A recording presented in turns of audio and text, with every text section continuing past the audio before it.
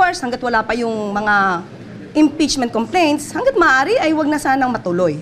But since nandyan na, at hindi naman niya hawak, of course, ang Kongreso, dahil meron tayong separation of powers, hindi siya makikialam, hindi siya kikilos kung ito man ay matuloy o hindi matuloy.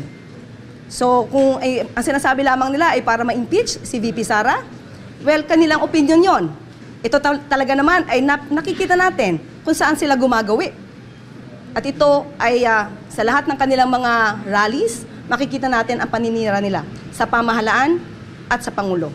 So, alam na natin kung saan ang punta nila.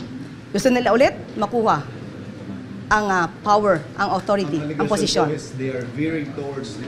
Ang una kong sinabi dyan noon ay anong ebidensya? Paano mapapatunayan? Katulad na sinabi ko, hindi tayo pwedeng maniwala sa mga pang-iintriga lamang na walang ebidensya.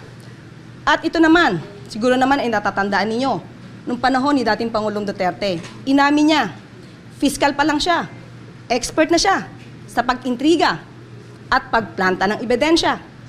Siguro naman napatunayan na natin yan sa panahon ni Senator Leila de Lima. So ano pa ba ang ating i-expect sa dating Pangulong Duterte? Gumawa ng intriga, magplanta ng ebidensya.